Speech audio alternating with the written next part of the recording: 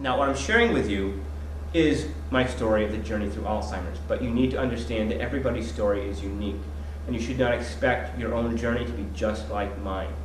But I'm sharing with you my story so that you can understand more about what Alzheimer's is like. And it's by listening to the stories of others, it's by sharing our stories, that we can better understand both Alzheimer's and how to help those who are going through that journey, even though we all have a unique story, a unique journey.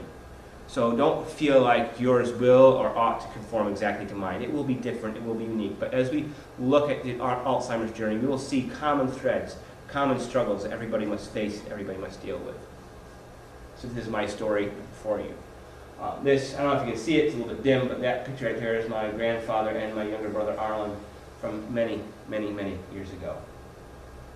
So when Arlen grew up, he went away to college at Binghamton University.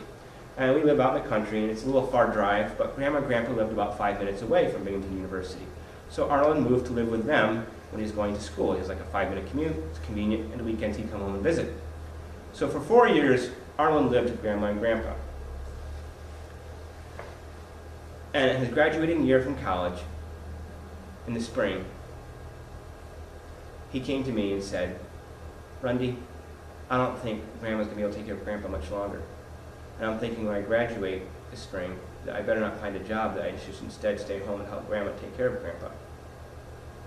Now you see, nobody else was living with Grandma and Grandpa, so by differing measures, we were either ignorant of what was going on or kind of deliberately looking the other way, la la la, things aren't as bad as they might seem. So the rest of us were kind of ignoring what was going on, but Arlen was living there, and so he couldn't ignore what was going on. And so when he came to me in the spring of 2006, it was a wake-up call. And I told him, "No, if Grandma needs help, I will help Grandma. You go get a job." Now, there was two ways I explained this to myself. On the logical side, I said to myself, well, Arlen doesn't really have the personality to be a caregiver. I have a personality that's more adapted to doing that sort of thing, so really, I'm better suited for it, so Arlen shouldn't do it, I should. And I thought to myself also, I said, Arlen just went to college to get a professional degree in a professional field. If he doesn't get a job in that field immediately after graduating, he might have a hard time getting a job. Whereas at that time, I was trying to be a writer, and I was sitting at home typing on a keyboard, and I thought, well, I can sit at home with Grandpa and write there, so I can keep doing what I want to do and take care of Grandpa at the same time. Arlen can't, so I've got a better career that I can fit with caregiving. Now, true confession, I didn't get to do all that writing that I thought I was going to do taking care of Grandpa, but that was how I was explaining it to myself. Now, on the other side, emotionally, I just felt like it was the right thing for me to do. I didn't need to explain it to someone else, I didn't need to justify it, I just knew it was the right thing for me to do, so I was going to do it. Now, you see, not everybody was on the same page, so we didn't make a big family discussion out of it. I would like to say that we all got together and had a talk about Alzheimer's, and we all agreed that Grandma needed help, and we all agreed that Rundy was going to help her, but it actually wasn't like that. Alzheimer's stories are always messy, and ours is no exception. Since not everybody even agreed that Grandpa was even sick, much less how sick he was, me and Arlen just went to Grandma privately and said, Grandma, when you can't take care of Grandpa anymore, Rundy will help. Now, Grandma didn't want to be a burden on anybody. So she said, oh, I'll be fine. I might need a little teeny bit of help at the very end, but only at the very, very, very end. I'll be good for a long time now. Now, we knew why Grandma said that, and we knew it wasn't true, but we didn't argue with her. We just said, okay, Grandma, when you need help, you let us know, and Rundy will come help you. And Arlen said to me privately, she probably can last another year. So in the spring of 2006, I kind of made a mental note that, in another year, I would have to help Grandma.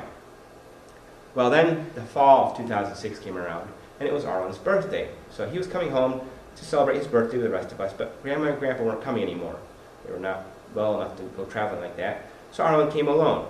And it was one of those beautiful autumn days. It was September 24th, 2006. I can remember it so clearly. The wind was blowing in that blustery sort of way that feels so vigorous and alive. The sky is blue like it only can be blue in the fall. And the clouds are just running across the sky. It was a wonderful, happy day. And the first thing Arlen did when he came home was he came to me and he said, Rundy, I found Grandma crying today. And she said, I can't take care of Grandpa anymore. I can't do it. I need Rundy's help. Tell him to come now. So that night, I packed my bags and I left. Didn't expect it coming that fast. I knew I was going, but I didn't expect it coming that fast. But that is when I started being a caregiver. I was 24 years old. I had never done this before in my life. I had read a bit about Alzheimer's, so I knew where it was going. I knew, they can't remember how to go to the bathroom, and eventually it's a fatal disease. So I knew, generally speaking, what I was in for. I was terrified. I was scared. But I had never done it before, and that's where we started.